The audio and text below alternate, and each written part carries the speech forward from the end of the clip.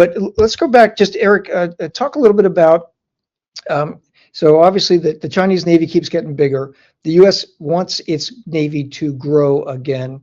There's been, I know because I interviewed him on the podcast a little over a year ago, the chief of the Canadian Navy. They're in a really a pretty significant growth period right now. They're building ships. The Australians are building ships. We had the Australian chief of Navy write an article that we published in the May issue of the magazine. Um, are most of the navies around the world right now in a build-up phase? Are they building?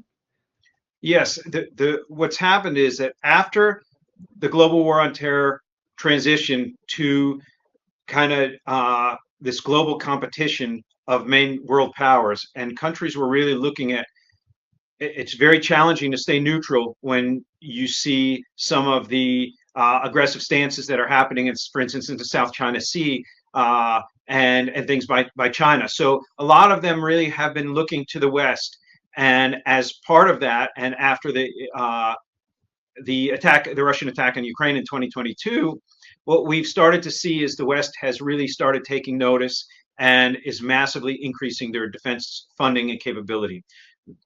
We're seeing across the board. And a big part of that is navies.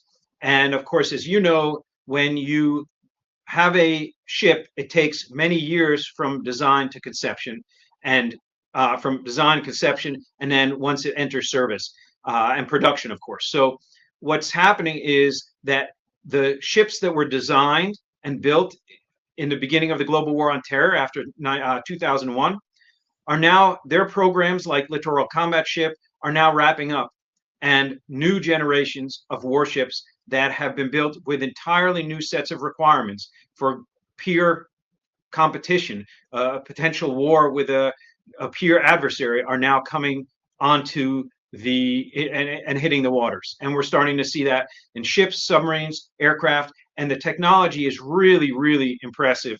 We're seeing low radar cross sections across the board. We're seeing signature reductions. We're seeing very long range weapon systems, and we're seeing this integration across the board with ships. So even though we have some ships, like for instance the Netherlands has some very capable air defense frigates that are starting to get a little older, what they're doing now is building 500-ton, around that region, support ships that are full of missile tubes, essentially. And those support ships can go alongside the air defense frigates and serve as essentially an extra magazine as needed.